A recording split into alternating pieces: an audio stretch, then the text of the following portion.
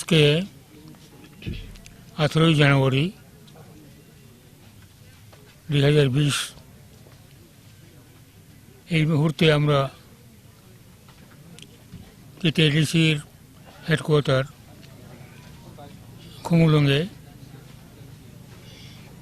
আমাদের পার্টির অনির্দিষ্টকালের জন্য 3 দফা দাবি নিয়ে যে শান্তিপূর্ণ গণ অবস্থান এবং শান্তিপূর্ণ বিক্ষোভ মিছিল চলছে। 6 তারিখ জানুয়ারি থেকে অনির্দিষ্টকালের জন্য এই আন্দোলন আজকে একদিন করে 6 তারিখ থেকে লাগাতারভাবে এই আন্দোলন চলছে।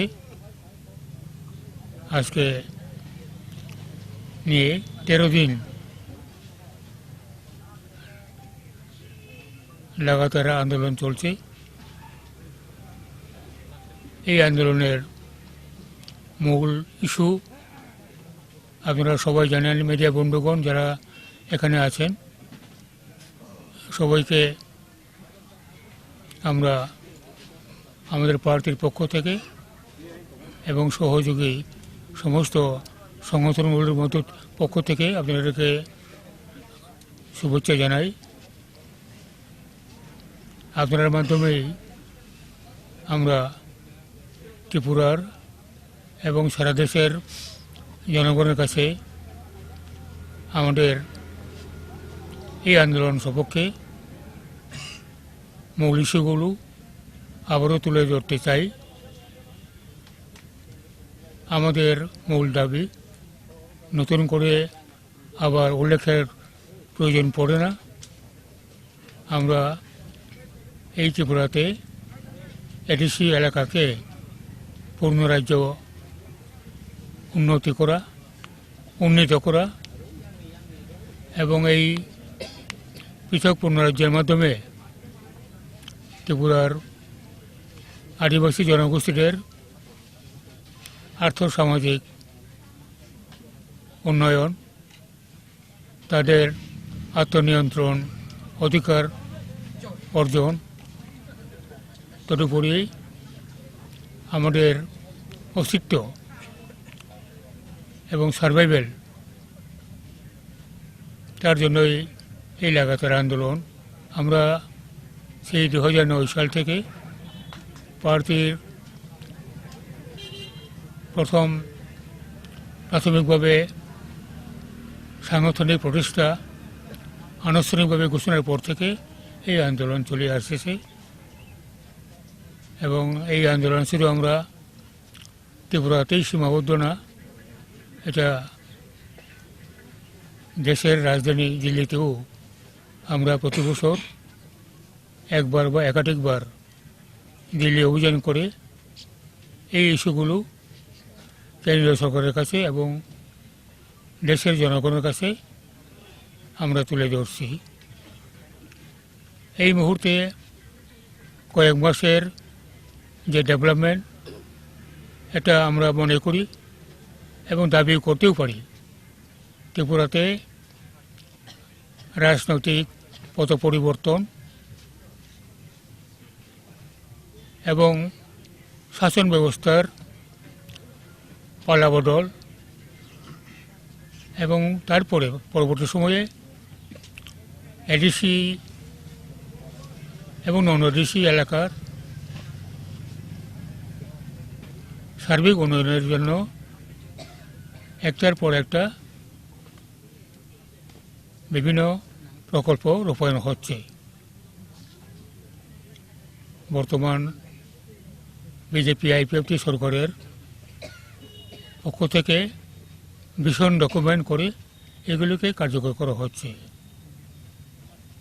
এই মুহূর্তে সবচেয়ে বেশি আলোচ্য বিষয় সেটা হচ্ছে সিএএ 2019 অর্থাৎ সিটিজেনশিপ অ্যামেন্ডমেন্ট অ্যাক্ট 2019, যেটা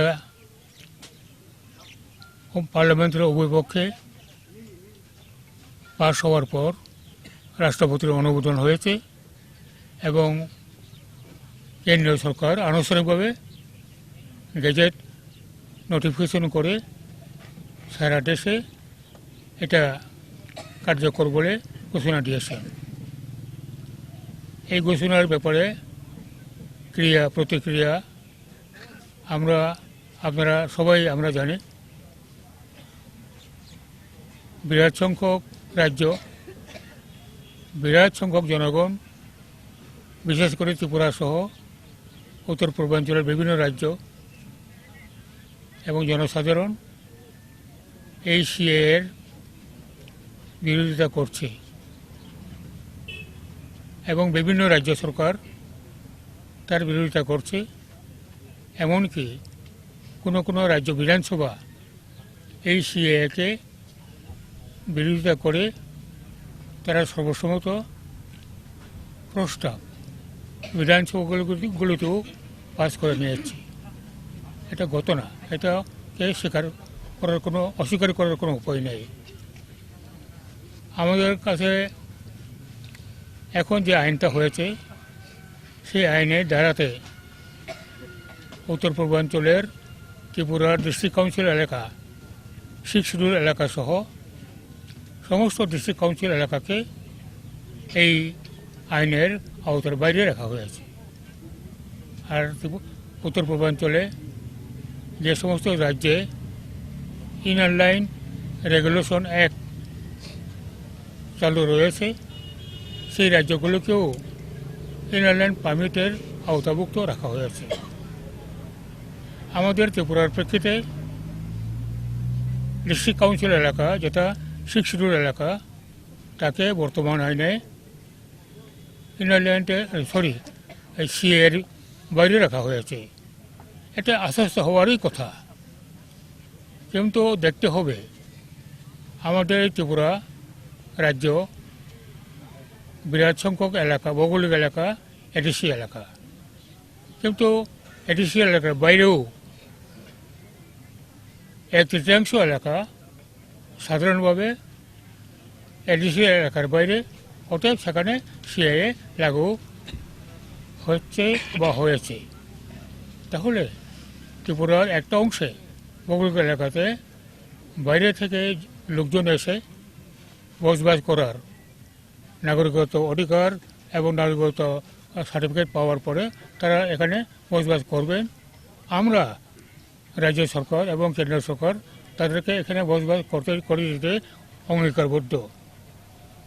তাহলে সামগ্রিক প্রেক্ষিতে একটা রাজ্যে এডিসির ভিতরেই হোক, এডিসির বাইরেই হোক, এডিসির জনস্ফীতি আরও জনবিস্ফোরণ মানে সামগ্রিকভাবে এই ত্রিপুরার 37 লক্ষ মানুষের উপর আঘাত, প্রত্যক্ষে আঘাত, পরোক্ষে আঘাত।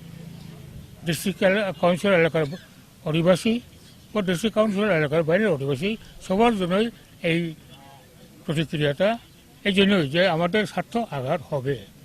সেই জন্যই আমরা আইপিএফটির পক্ষ থেকে বারবার অনুরোধ জানাচ্ছি কেন্দ্র সরকারকে, শুধু এডিসি এলাকাই নয়, সামগ্রিক ত্রিপুরা রাজ্যকেই সিএএ 2019-এর আওতায় মুক্ত না করে আওতা বহির্ভুক্ত রাখতে হবে। আপনারা জানেন 1956 সাল যখন দেশ বিভাগ হলো, পাকিস্তান হিন্দুস্তান হলো, পাকিস্তান আবার দুভাগ, পূর্ব পাকিস্তান, পশ্চিম পাকিস্তান। পূর্ব পাকিস্তান থেকে হাজারো লাখো মানুষ পূর্ব পাকিস্তান ছেড়ে ভারতবর্ষে, বিশেষ করে ত্রিপুরায় তার আশ্রয় নিয়েছে। 1956 সাল পার্লামেন্টের অধিবেশন, এই পার্লামেন্টের অধিবেশনে তখনকার স্বরাষ্ট্রমন্ত্রী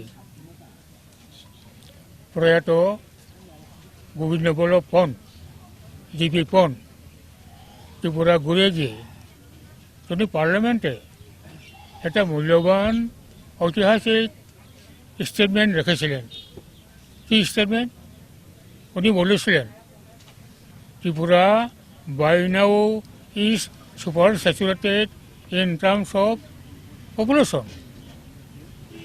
Not a single outsider can further be accommodated in Tripura. I repeat, Tripura by now is super saturated in terms of population. Not a single outsider from India would be further accommodated in Tripura. মারাত্মক একটা ঐতিহাসিক statement করা হয়েছে। এরপরে 1994-95 সাল সারা দেশের সাথে ত্রিপুরাতেও voter তালিকা পূর্ণাঙ্গভাবে সংশোধন হয়েছিল। তখনকার চিফ ইলেকশন কমিশনার ছিলেন আপনার এন সেশন, সবচেয়ে সাফল্যমণ্ডিত এবং শক্তিশালী ইলেকশন কমিশন। তখন ইলেকট্রাল রুল যখন সংশোধন হলো, তখন 1,35,000 বহিরাগত বাংলাদেশ থেকে আগত ইলিগাল মাইগ্রেন্ট হিসেবে তালিকা তৈরি করা হয়েছিল, 1,35,000। এবং এই তালিকা অনুসারে 1,35,000 তারা ভারতবর্ষে বা ত্রিপুরাতে থাকতে পারে না, তাদেরকে নিজ নিজ দেশে পাঠাতে হবে। এটাই নিয়ম, ডিপোর্টেশন পলিসি।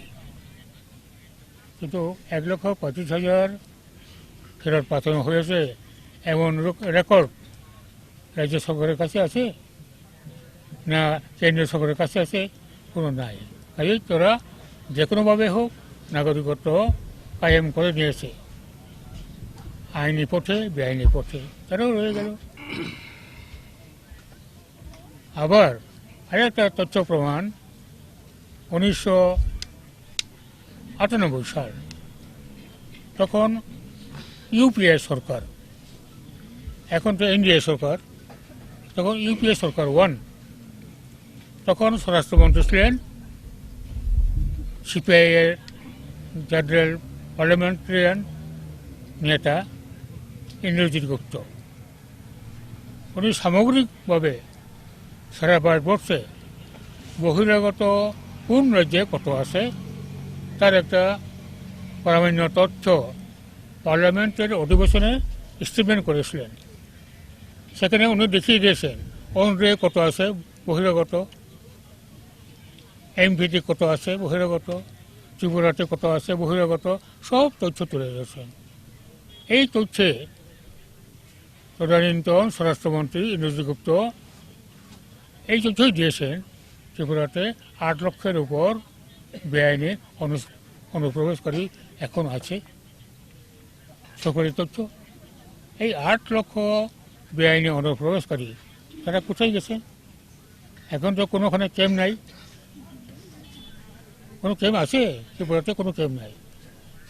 আসামে যেমন ক্যাম্প রয়েছে, অন্যান্য রাজ্যে এখন ক্যাম্প তৈরি করেছে, মণিপুরে সবেমাত্র ক্যাম্প শুরু করেছে। ত্রিপুরাতে কোথাও ক্যাম্প আছে বা করা হয়েছিল? নাই। তাহলে সামহাও তারাও এটাই ধরে নিতে পারি যে তারাও নাগরিকত্ব যে কোনোভাবে তারাও অর্জন করেছে।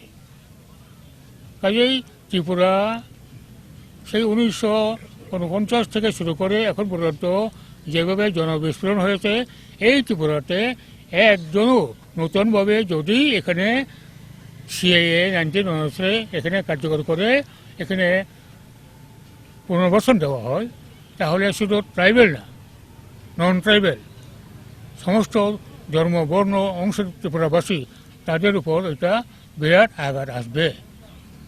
শুধু ট্রাইবেলের জন্য আঘাত আসবে না, বাঙালি হিন্দুদের জন্য আঘাত আসবে না, বাঙালি মুসলমানদের জন্য আঘাত আসবে না, সবার জন্যই আঘাত আসবে। কাজে এটা আপনার আমার সবারই একটা সাংঘাতিক রকম আমাদের প্রতিক্রিয়া হওয়ার একটা দারুণ সম্ভাবনা। সেই জন্য আমরা আহ্বান রেখেছি সমস্ত পলিটিক্যাল পার্টিকে, সমস্ত শুভবুদ্ধি সম্পন্ন নাগরিক সমাজকে সমস্ত বুদ্ধিজীবীকে, সমস্ত সুশীল সমাজকে আমরা আসুন এক যুগে এক কথায় এক বাক্যে আমরা সবাই ত্রিপুরাতে তৃতীয় এডিসির বাইরে সবখানেই যেন সিএএ 2019টা চালু না করা হয়, সিএএ 2019-এর বাইরে রাখা হয়। এটা আইপিএফটির স্বার্থে না, ট্রাইবেলের স্বার্থে না, ট্রাইবেল সবার স্বার্থে আমরা চাইছি। এটার জন্যই আমরা ঐক্যমত করে, এখনও সময় আছে, নোটিফিকেশন দেওয়া হয়েছে, এটাকে মডিফাই করতেই পারে, এই জন্য আমরা এই আহ্বান করে রাখছি। আপনারা দেখেছেন দিল্লিতে মুভমেন্ট চলছে, সামগ্রিকভাবে যারা তৃতীয় এডিসি বা তৃতীয় বাইরে যারা সিএএ 2019 লাগু করতে চান না, তারা ঐক্যবদ্ধ হয়ে দিল্লিতে যাচ্ছে। আমরা আবারও অনুরোধ করব যে এই সিএএ 2019 যেন টোটাল ত্রিপুরাকে আওতাভুক্ত না করে আওতার বাইরে রাখা। আর আমাদের পার্টির পক্ষ থেকে ডিসেম্বর 2012 আমরা ডেপুটেশন দিয়েছিলাম স্বরাষ্ট্রমন্ত্রীর কাছে। 16 তারিখ আরেকটা ঘটনা, 16ই জানুয়ারি হঠাৎ করে আমাদের নোটিশ পাঠানো হলো, আপনারা দিল্লিতে আসুন। এই ব্যাপারে 32,000 বহু শরণার্থীদের সমস্যা সমাধানের ব্যাপারে আমরা তৈরি করি, বিমান ধরলাম। বিকাল 5টার সময় নর্থ ব্লকে স্বরাষ্ট্র মন্ত্রকের বৈঠক, সম্মানিত হোম মিনিস্টার অমিত শাহজির চেয়ারম্যানশিপে বৈঠক, সেখানে আমরা অংশগ্রহণ করেছি। আমাদের পার্টির পক্ষ থেকে আমরা 2 মন্ত্রী, আবার কাকতালীয়ভাবে প্রেসিডেন্ট এবং পার্টির সেক্রেটারি, জেনারেল সেক্রেটারি, আর 2 জন অ্যাসিস্ট্যান্ট জেনারেল সেক্রেটারি, মঙ্গল দেববর্মা আর অমিত দেববর্মা, আমরা 4 জন টিম গেছি। সেখানে মিজোরামের মুখ্যমন্ত্রী, আমাদের জনপ্রিয় মুখ্যমন্ত্রী উভয়ই হাজির, এবং সংশ্লিষ্ট রাজ্যের চিফ সেক্রেটারিরা হাজির, হোম সেক্রেটারি হাজির, জয়েন্ট সেক্রেটারি হোম সত্যেন্দ্র হাজির, উল্লেখনীয়ভাবে হাজির আসামের অর্থমন্ত্রী সম্মানিত হিমন্ত বিশ্ব শর্মা, উনিও হাজির। আর হাজির গুরু শরণার্থীদের নেতৃবৃন্দ, আরও হাজির ত্রিপুরা রাজ্যের মহারাজ ডক্টর কুসুম দেববর্মা, যিনি কিছুদিন আগে ত্রিপুরা নামে একটা অরাজনৈতিক সংগঠন গড়ে তুলেছেন, উনিও হাজির।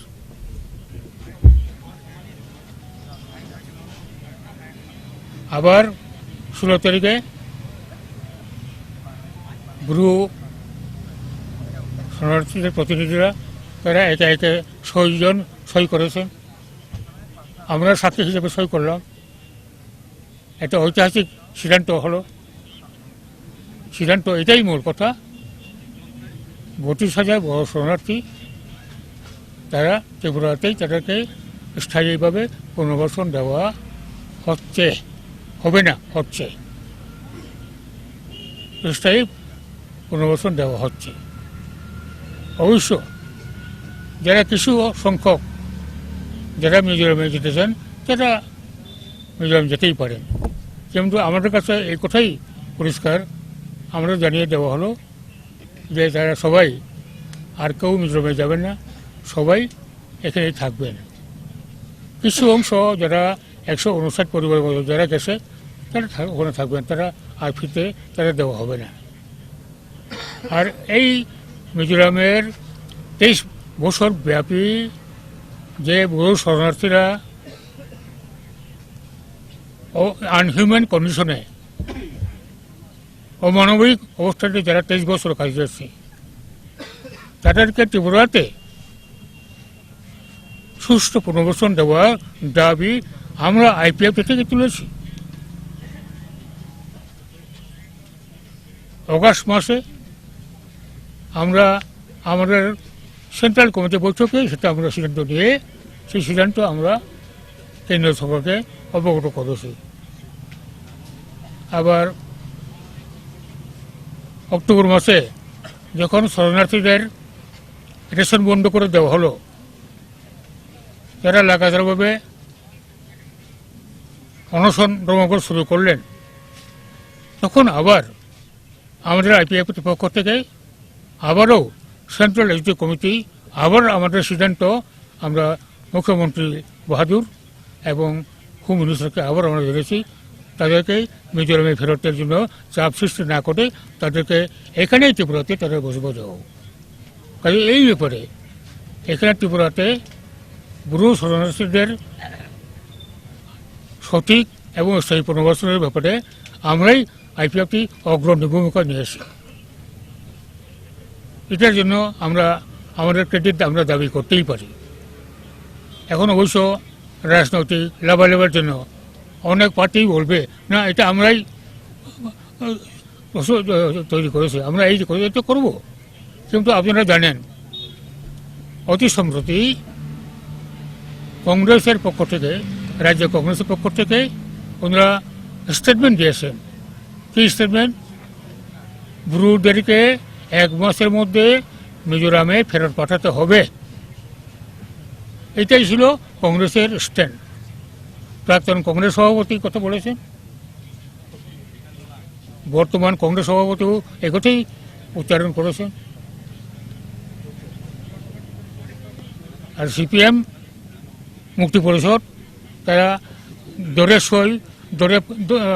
দরে মাস না সুই পানি, দরে মাস না সুই পানি এবছর হ্যাঁ তারা সুষ্ঠু পরিবেশন হওয়া দরকার। আর একটা কথা এদিক শুধু বলেন সিপিএম। এই অবস্থার প্রেক্ষিতে বুড়ো শরণার্থীরা ত্রিপুরাতেই এখন তাদেরকে স্থায়ী পুনর্বাসন দেওয়া হচ্ছে। ত্রিপুরাতে ভৌগোলিক এলাকা, খাস জায়গা খুব কমে গেছে। আর ফরেস্ট রিজার্ভ এলাকা যেটা আছে অধিকাংশ সেটা টিটিএডিসি এলাকাতে।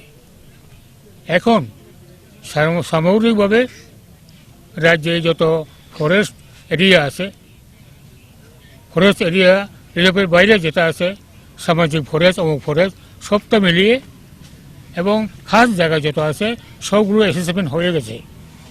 এইগুলোকে ক্লাস্টার ভিলেজ করে করে যৌথ গ্রাম, গুচ্ছ গ্রাম করে করে তাদেরকে আমরা পুনর্বাসন দেওয়ার ব্যবস্থা করছি, যাতে বাঙালি অংশের মানুষের কোনো ক্ষতি না হয়, পাহাড়ি অংশের মানুষও যাতে তাদেরকে ওভারবার্ডেন না করতে হয়। এইভাবে ব্যালেন্স ওয়েতে ত্রিপুরা সরকার এখন এইভাবে কার্যকর করতে চলছে। গতকাল মাননীয় মুখ্যমন্ত্রী সন্ধ্যা 7টার সময় প্রেস মিট করে এইগুলো পরিষ্কারভাবে উনি ঘোষণা করে দিয়েছে। এমনকি কাঞ্চনপুর মহকুমাতে যে সমস্ত বুড়ো শরণার্থীদের বাসস্থান শিবিরের জন্য যে সমস্ত বাঙালি অংশের বা নন ট্রাইবাল মানুষের যে কোনো রকম যদি তারা ডিসপ্লেস হয়ে থাকে, তাদেরও এই সরকার তাদেরকেও ন্যায্যভাবে আইনসম্মতভাবে তাদেরকেও আমরা পুনর্বাসন, তারাও বঞ্চিত হবেন না। কাজেই জনজাতি এবং অজনজাতি সবার স্বার্থই আমরা সুরক্ষণ রাখার জন্য আমাদের সরকার প্রতিজ্ঞাবদ্ধ এবং আমরা তা করছি, কাজ শুরু হয়ে গেছে। এই হলো দিক। একটু ধৈর্য ধরুন, আর কিছু বলবো। আরেকটা দিক হলো এই যে আমাদের মূল দাবি ট্রিপল লেনের জন্য আমরা দাপে দাপে দাপে লাগাতার আন্দোলন করছি। কি ফসল পেয়েছেন এখন পর্যন্ত? আপনারা প্রশ্ন করতেই পারেন। আপনারা তো আন্দোলন করছেন, আন্দোলন ফসল কী পেয়েছেন এত পর্যন্ত? আমরা বলবো কি পাইনি, পাচ্ছি তো। এই যে 6 শিডিউল অ্যামেন্ডমেন্ট করা হচ্ছে, 125তম সংবিধান সংশোধন,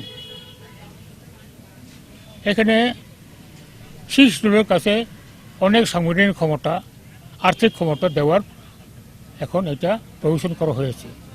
এটা পূর্ণাঙ্গভাবে বলতে পারে আপনার ধৈর্য থাকবে না, কাজে পূর্ণাঙ্গ বলার দরকার নয়। এতটুকু বলতে চাই, বর্তমান 125তম সংবিধান সংশোধনের মাধ্যমে এডিসিকে আরও ক্ষমতা দেওয়া হচ্ছে, আরও আর্থিক ক্ষমতা দেওয়া হচ্ছে, আর্থিক প্যাকেজ দেওয়া হচ্ছে। এটা গত না,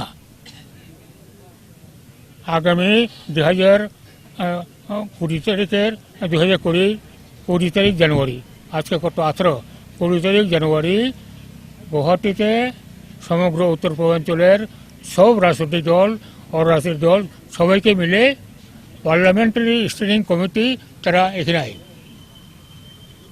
ত্রিপুরা, আসাম, মিজোরাম থেকে আরম্ভ করে 10টা রাজ্যের সমস্ত জনপ্রতিনিধিদের, রাজনৈতিক অরাজনৈতিক সবাইকে নিয়ে তারা বৈঠক করতেছে।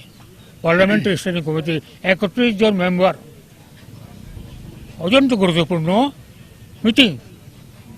সেখানে ত্রিপুরা থেকে আইপিএফটি সব টপের টিম কালকে রওনা হয়ে যাবে এবং আমাদের পার্টি, আমাদের সহযোগী সংগঠন আইডব্লিউএফটি, আইপিএফ, আইপিএফটি আর্টিস্টরা সব দুজন প্রতিরোধ।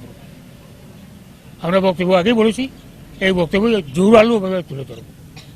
এখানে কি আছে, এডিসিকে 30 স্তর কাউন্সিল করা হইব। এখন তো ডিস্ট্রিক্ট কাউন্সিল, এটা হইব টেরিটোরিয়াল কাউন্সিল, তার নিচে হইব ব্লক কাউন্সিল, ব্লকের পর্যায়ে কাউন্সিল, আর একটা নিচে হইব ভিলেজ কাউন্সিল, যেটা ভিলেজ কমিটি আছে ভিলেজ কাউন্সিল, আর একটা হইব টাউন কাউন্সিল। এডিসি এলাকাতে একটা টাউন কাউন্সিল এখনো নাই, এই খবরগুলো না, সব টাউন কাউন্সিল প্রায় 18 থেকে 19টা টাউন কাউন্সিল হয়ে যাবে এডিসি এলাকাতে। বাণিজ্য বাড়বে, ক্ষমতা বাড়বে, টাকা আসবে, ডাইরেক্ট টাকা আসবে। এখন তো ডিস্ট্রিক্ট কাউন্সিল 1 পয়সা আরবান ডেভেলপমেন্টের টাকা পায় না, আরবান ডেভেলপমেন্ট নাই, তখন থেকে টাকা আসা শুরু হবে। এইটা তো ক্ষমতা পাওয়া। আর আমাদের দাবি অনুসারে কেন ত্রিপুরান চাই, সেই জন্য কেন্দ্রীয় সরকার, home ministry high level monitoring committee গঠন করা হয়েছে। আপনারা জানেন, বলো হাই লেভেল মনিটরিং কমিটি 2বার ত্রিপুরাতে এসে গেছে, আমাদের সবার তো কথা বলেছে, মূল্যায়ন করেছে। এই হাই লেভেল মনিটরিং কমিটিকে ত্রিপুরা সরকারও তাদের মতামত আপনার ক্যাবিনেটে অ্যাপ্রুভ করে আমরা পাঠিয়ে দিয়েছি। ওখানে গতানুগতিক ফাইন্যান্সিয়াল স্কিম ছাড়াও ত্রিপুরার ট্রাইবেলদের সার্বিক উন্নতির জন্য 8,204 কোটি 74 লক্ষ টাকা অ্যাপ্রুভ করে দেওয়া, স্টেট গভর্নমেন্ট অ্যাপ্রুভ করে পাঠিয়ে দিচ্ছে। এবং হাই লেভেল মনিটরিং কমিটি, কালকেও আপনারা শুনেছেন স্বয়ং মুখ্যমন্ত্রী বলছেন, হাই লেভেল মনিটরিং কমিটি ওই 8,204 কোটি টাকা নীতিগতভাবে ইন প্রিন্সিপল অ্যাপ্রুভ করে দিয়েছে। এটা আসবে, আসবে। এইগুলো হলে গিয়ে এখন আমাদের অ্যাচিভমেন্ট। আমরা যদি হাই লেভেল মনিটরিং কমিটির দাবি না করতাম, হতো না। কেউ দাবি করেছিল, গণমুক্তি পরিষদ, সিপিএম, তারাই তো এখন এখানে ক্ষমতা আছে, তারা কেন দাবি করলো না? দাবি নেই। 15 ফাইন্যান্স কমিশনের কাছে তারা মাত্র 4 কোটি টাকা, 400 কোটি টাকা করে 4,000 কোটি টাকা, এই দাবি। 15 ফাইন্যান্স কমিশনের কাছে ওই 8,204 কোটি টাকা বাদে শুধু আর্থ সামাজিক উন্নয়নের জন্য এবং ত্রিপুরার বাইরে ত্রিপুরা ভবন, এবং ত্রিপুরার হোস্টেল ছাত্র হোস্টেল করার জন্য আমরা 15 কোটি করে টাকা বরাদ্দের জন্য প্রেসিডেন্ট কার্যকর করে দিয়েছি। এখানে কয়েক হাজার কোটি টাকা ইনভলভ আছে। আমরা যা পারছি করছি। এই আইপিএফটির লাগাতার আন্দোলনের ফলেই এগুলো আমরা পাচ্ছি, পাবো না, পেয়ে গেছি। এই গতকাল আপনারা দেখেছেন তো, একটা প্রাইভেট মেম্বার প্রস্তাব এনে করা হয়েছে এডিসি এলাকাতে। এখন 30টা সিট আছে, 50টা করার জন্য আমরা বিধানসভা অ্যাপ্রুভ করে দিয়েছি। ক্যাবিনেট না, বিধানসভা অ্যাপ্রুভ করে দিয়েছি। এটা কোথায় যাবে? 50টা পেয়েই গেছেন আপনারা, জরুরি পেয়ে গেছে। একটা বিধানসভা যেখানে অ্যাপ্রুভ করে দিয়েছে, এটাকে সম্মান অতি অবশ্যই দেবে কেন্দ্র সরকার। আচ্ছা, ইন ব্রিফ এগুলি আমাদের সাবমিশন আপনাদের কাছে। এই লাগাতার আন্দোলন আমরা অনেক পেয়েছি। তা না হলে পরে 16 তারিখে আমরা একেবারে ওদের 1 আওয়ার নোটিশ আমরা দেখতে পারতাম না। এবং সেখানে আমরা 16 তারিখ যখন পুরো এগ্রিমেন্ট সই হওয়ার পরে উনি যখন ওই থেকে যাবেন, রুম থেকে বেরোবেন, তখন আমরা একটা মেমোরেন্ডাম নতুন করে ওনার কাছে দিয়ে দিয়েছি। হেমন্ত বিশ্ব শর্মার সাক্ষী উনি বলেছেন যে ইমিডিয়েটলি একটা টাইম বের করে আমরা থাকবো সমস্ত ডিটেলস বলার জন্য। এই হলো লেটেস্ট পজিশন। তারা আইপিএফটিরা এখানে লাগাতার আন্দোলন করছে, তার জন্য আপনার কেন্দ্র সরকার বা হোম মিনিস্ট্রি কিছু করছে না তা না, তারা করছে। তারা মিনিটে মিনিট তারা রিপোর্ট দিচ্ছে কি ডেভেলপমেন্ট হচ্ছে। কাজে আমরা সব দিক দিয়ে আশাবাদী, কেন্দ্রীয় সরকারের সহযোগিতা আমরা পাচ্ছি, আরও পাবো, এই বিশ্বাস আমাদের দৃঢ় আছে। এবং আমরা কোয়ালিশন গভর্নমেন্ট চালাচ্ছি। কোয়ালিশন গভর্নমেন্টের স্বার্থে, ত্রিপুরার সামগ্রিক জনগোষ্ঠীর স্বার্থে আমরা ঐক্যবদ্ধভাবে এই কোয়ালিশন গভর্নমেন্টের ডেভেলপমেন্টের কাজগুলো, ভীষণ ডকুমেন্টগুলো আমরা একটার পর একটা করে আমরা পরিপূর্ণতা করব, বাস্তবায়ন করব। এই বিশ্বাস, এই দৃঢ় আমাদের প্রতিজ্ঞা আবারও আমরা রিটায়ার করছি। সবাইকে আন্তরিকভাবে ধন্যবাদ।